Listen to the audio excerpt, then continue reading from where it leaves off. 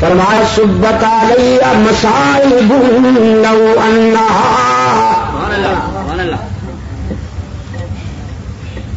سبت علی مصائب لو انہا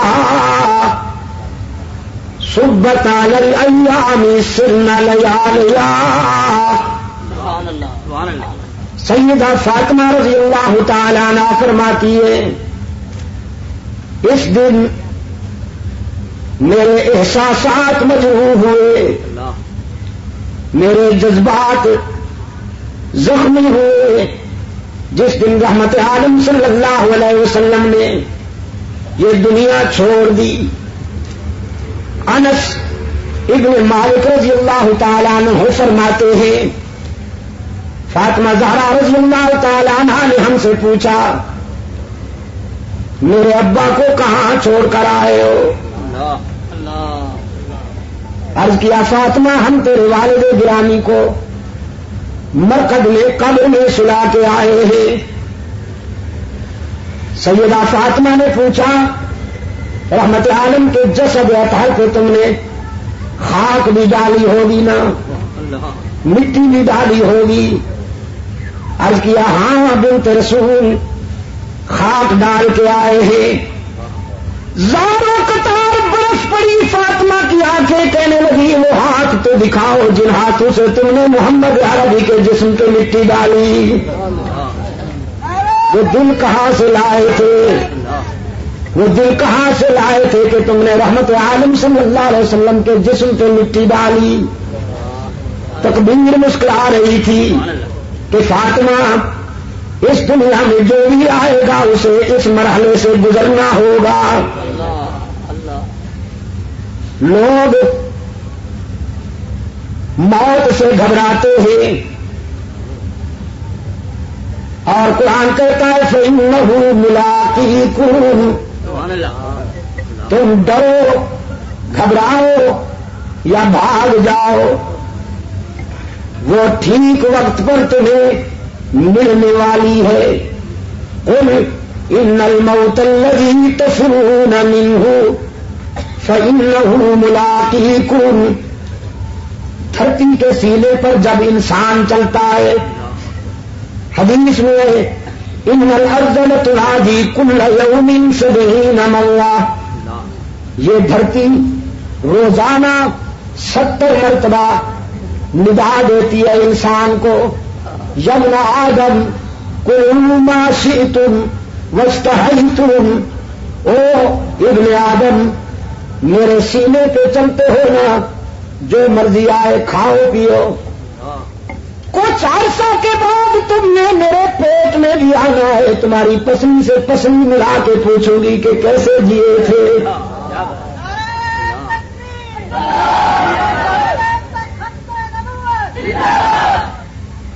اپنی راحتوں میں انجام کو نہ بھول جانا, اپنی خوشیوں میں موت کو نہ بھول جانا کہ وہ ٹھیک وقت پہ آنے والی ہے. ابن ادہم بڑے روشن ضمیر ہیں, بادشاہ تھے, زر و سیم کی فراوانی تھی, خدام کا لشکر ہر وقت ان کے اشارہ ابرو کا منتظر ہوا کرتا تھا. خواب گاہ پہنچے, سلیپنگ روم میں, بیڈ روم میں پہنچے. وہ خادمہ بیچاری کنیز جو شاہی بستر بچھایا کرتی تھی, بادشاہ کا بستر بچھاتے ہوئے آرزو پیدا ہوئی کہ چند لمحے اس پر ذرا سو کے تو دیکھوں کتنی راحت ملتی ہے. بستر کے چند لمحوں کے لیے سوئی. جسم جو مٹی پہ لیٹا کرتا تھا, سنگریزوں پہ لیٹا کرتا تھا, وہ اطلس و کم خواب کی چادروں والے شاہی بستر پہ لیٹا تو نیند نے اپنی آغوش میں دبوچ لیا اس کنیز کو. نیند کی وادی میں چلی گئی. اتنے میں ابن ادہم، ابراہیم ابن ادہم ہاتھ میں درہ لے کر بیڈ روم میں داخل ہوا، خوابگاہ میں داخل ہوا. دیکھا کنیز میرے بستر پہ سو رہی ہے. غصے اور جلال میں پاگل ہو گیا. اس کو جگائے بغیر درے لگا کر سزا دیتے ہوئے یہ سمجھانے لگا کہ تجھے جرأت کیسے ہوئی کہ بادشاہ کے بستر پہ سو گئی ہو. وہ بیچاری سٹ پٹا کے اٹھ بیٹھی.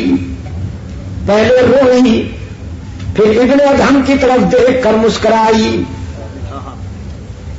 شاہی مزاج میں یہ دونوں ادائیں سمجھ میں نہ آئیں. ابن ادہم کہنے لگا تیرا رونا تو سمجھ گیا ہوں کہ درے پڑے ہیں، ہنستی کیوں ہو؟ وہ کنیز کہنے لگی ہنستی روئی تو اس لیے ہوں کہ تیرے درے نے میرا چمڑا ادھیڑ ڈالا ہے، اور ہنستی اس لیے کہ اس بستر پہ 5 منٹ سوئی ہوں تو 5 چابک نقد لگ گئے ہیں. جو ساری زندگی سو رہا ہے پتہ نہیں اسے کتنے چابک سہنے پڑے.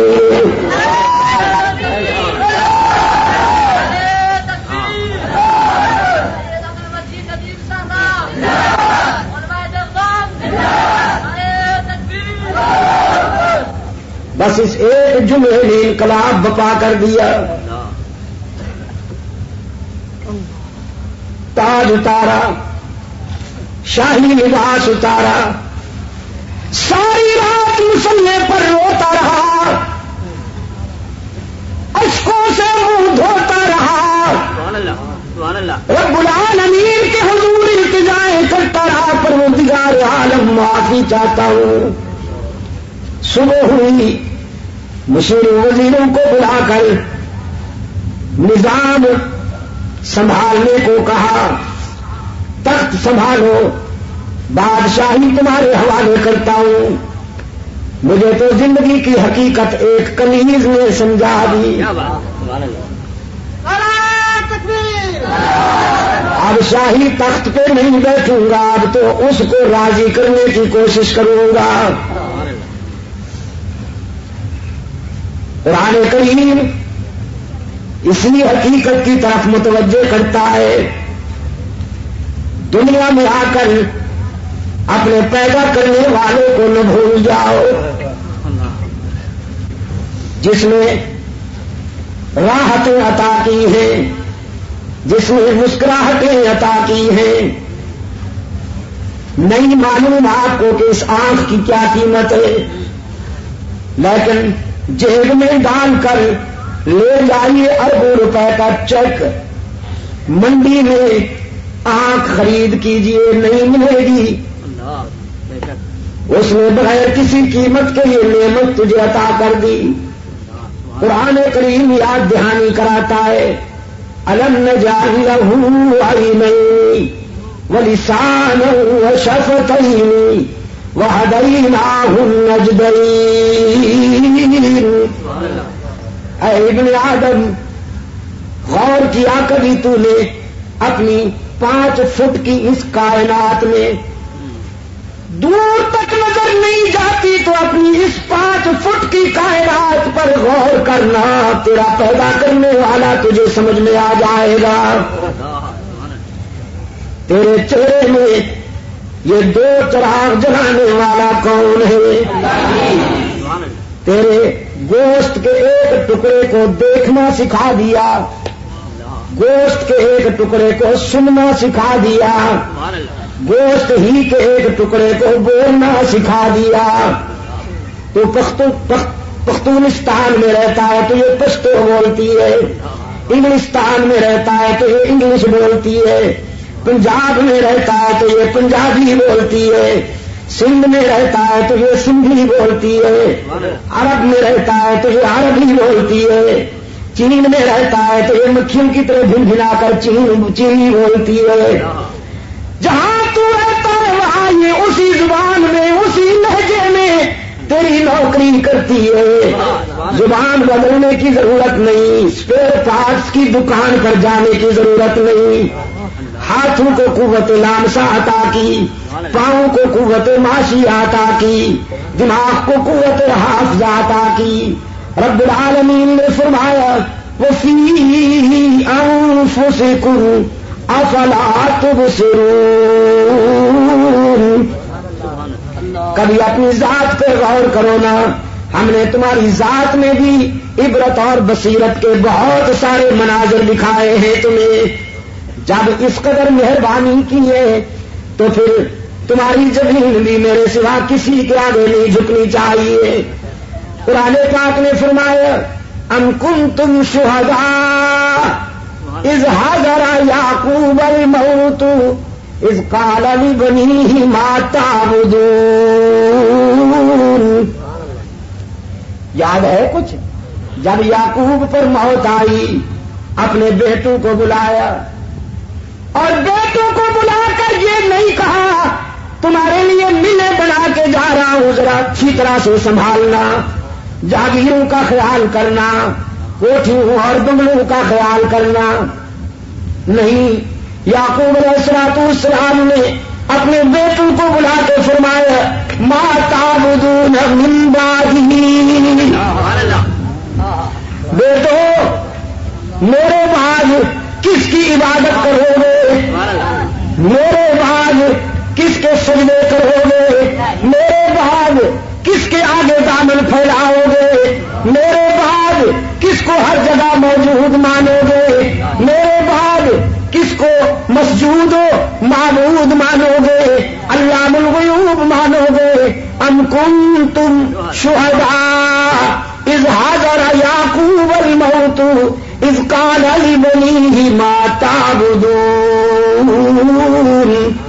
پھر بیٹے بھی پیغمبر کے تربیت یافتہ تھے، سب نے نعرہ لگایا نعبد الہک و الہ آبائک ابراہیم و اسماعیل، ہم وعدہ کرتے ہیں ابا جان اللہ ہی کی عبادت کریں گے جو ابراہیم کا معبود ہے، جو اسماعیل کا الہ ہے، ہم تیرے سبق کو نہیں بھولیں گے، تیری وراثت کی لاج رکھیں گے، تیرے بتائے ہوئے راستے پر پوری زندگی گزار دیں گے، اللہ کے سوا کسی کو معبود نہیں مانیں گے۔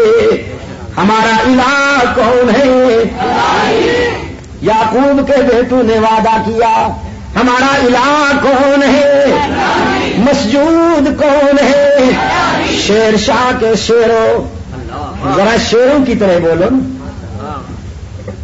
توحید کے شیروں ذرا شیروں کی طرح بولو تاکہ شرک و بدعت کی دنیا کے گیدڑ صحیح ہو جائیں۔ ہمارا الہ کون ہے؟ ہی پہ ضرب لگا کے ذرا دائیں بائیں دیکھ کر کوئی بھی کا بیمار چپ بیٹھا ہو یا حیران بیٹھا ہو تو اس سے بھی کہلواؤ قالوا نعبد الہک، ہم وعدہ کرتے ہیں کہ اس کی ہی عبادت کریں گے جو ابراہیم و اسماعیل کا معبود ہے۔ ہم بھی ہر نماز میں وعدہ کرتے ہیں نعبد ایاک، یعقوب کے بیٹوں نے جو وعدہ کیا تھا وہی وعدہ قرآن روزانہ ہم سے بھی لیتا ہے نعبد ایاک، ایاک نعبد و ایاک نستعین، ہم تیری ہی